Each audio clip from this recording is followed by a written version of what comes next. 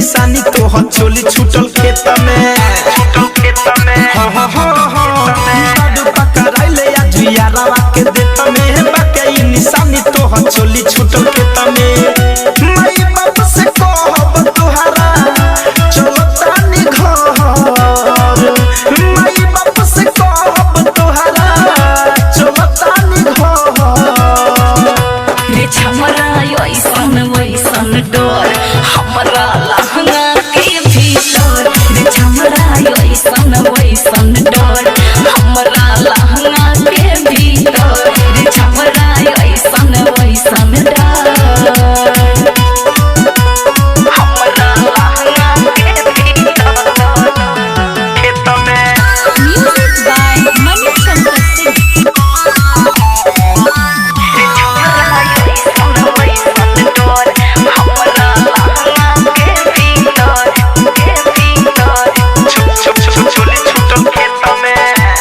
खोल दे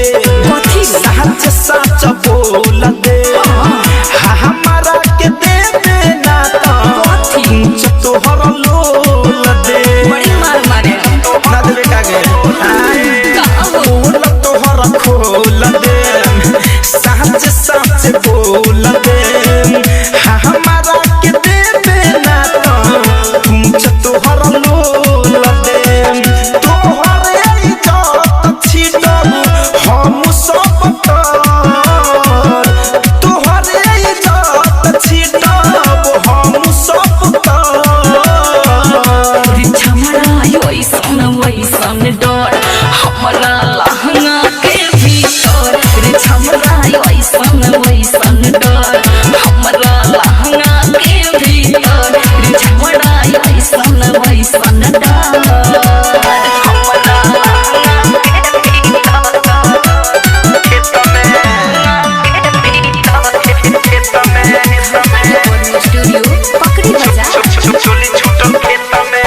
बात हमर महान जो वीर देश के जहान जो धरे कंधन जाके गोरिया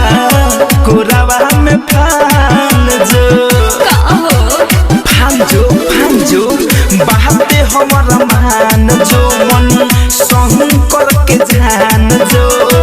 धरे कंधन जाके गोरिया कोरावा में फान जो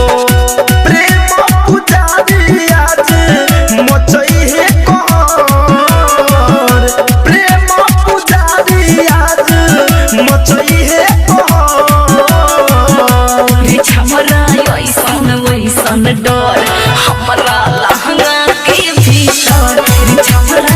ऐसन वैसन डर हमरा लहंगा के भीतर रे छमरा ऐसन वैसन डर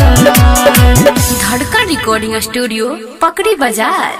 आरसीएम म्यूजिक न्यू ऐप अभी डाउनलोड कीजिए हमारे गूगल प्ले स्टोर से और पाए भोजपुरी लोकगीतों का एक से बढ़कर एक ऑडियो वीडियो सॉन्ग बिल्कुल मुफ्त।